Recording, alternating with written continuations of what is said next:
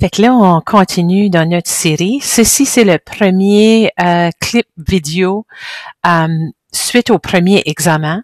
Fait qu'on commence, c'est le module 6 qui touche les études qualitatives, fait que dans le rose, comme qu'on a vu. Et lorsqu'on décide d'épouser des études qui sont qualitatives de nature, ça veut dire qu'on a nos lunettes roses. On voit le monde de différentes manières, que ce soit constructiviste ou naturaliste, qui veut dire qu'on fait partie de la recherche, la nature est pas prévisible, on n'essaie pas de contrôler ou prédire les choses, on cherche plutôt à comprendre ou explorer des phénomènes. OK? Fait que quand on fait des recherches qualitatives, même si je vous avais dit qu'il y a des phases, mais que les phases sont pas aussi strictes puis hiérarchiques, il y a quand même des étapes à suivre quand on va faire une recherche. Une des premières choses, il faut adopter une tradition particulière. Fait que comment est-ce qu'on va aller étudier le phénomène qu'on cherche à explorer? Puis il y a différentes sortes d'études qualitatives. Je vous ai mis dans les rectangles les trois plus communes, mais il y en a plusieurs autres. Fait que vous avez vu dans les notes de cours la phénoménologie qui est vraiment, on explore quelque chose de très spécifique chez un groupe spécifique. Fait que comment est-ce que l'individu vit une expérience X? OK? C'est des études qui sont vraiment intéressantes. L'article de Tetano Beck que vous allez avoir à lire touche justement une approche phénoménologique parce que ça regarde l'expérience de naissance difficile chez les mamans selon leur perspective. OK? La théorisation ancrée, le mot le dit, on veut créer une théorie. Quand on fait une théorisation ancrée, on veut pas connaître un phénomène vécu chez un individu, c'est plutôt on va aller essayer d'explorer ou expliquer un phénomène social, un construit social.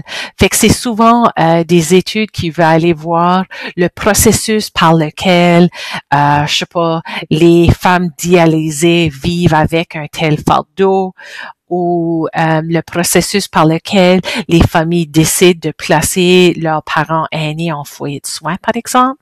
Ça, c'est des théorisations ancrées. Puis, une suite qu'on fait notre collecte de données, on finit avec une belle théorie. Puis, je les aime parce que souvent, ces articles-là ont des schémas.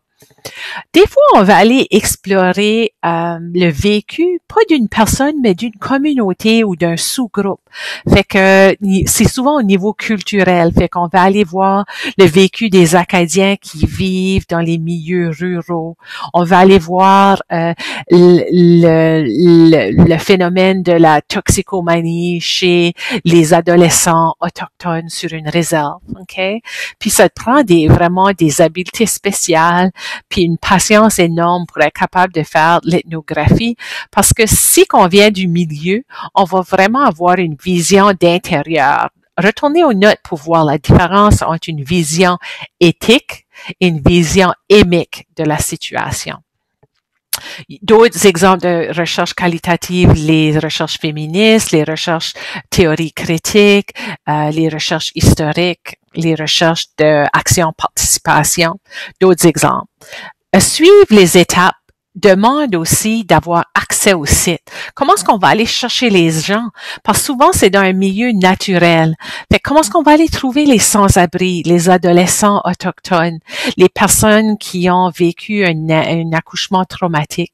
Comment est-ce qu'on va aller les chercher? Puis le succès de ça, c'est souvent si qu'on peut apprivoiser ce qu'on appelle les gardiens. Surtout quand on fait l'ethnographique, qui sont les personnages clés dans cette communauté-là ou dans ce groupe-là qui pourraient m'aider à trouver des sujets. Puis on va revenir justement à comment est-ce qu'on trouve des sujets dans quelques minutes. Aussi, tantôt j'ai parlé de patience, il faut reconnaître que les recherches qualitatives durent beaucoup plus longtemps que des études quantitatives. Fait que faut être patient parce que ça peut être lent. Faut choisir nos matériaux. OK, pour faire la collecte. Souvent, ça va être avec des entrevues, des groupes de discussion, l'observation. On a un schéma uniquement pour les outils de collecte de données. Puis ce qui est particulier aux études qualitatives, on va collecter et analyser, et collecter et analyser. On va avoir un va-et-vient via ce qu'on appelle la comparaison constante. OK? Puis cette analyse-là, ça va pas être des statistiques, ça va être vraiment ce que les gens nous disent. Puis retournez voir les notes de classe pour comment est-ce qu'on fait ça, puis des exemples dans votre livre de comment est-ce qu'on va aller coder les données. Des fois à la main, des fois avec des logiciels. Pour ce qui est des études qualitatives, ben souvent ça va être des échantillonnages non probabilistes, ce qui veut dire tout le monde n'a pas une chance égale de participer à l'étude.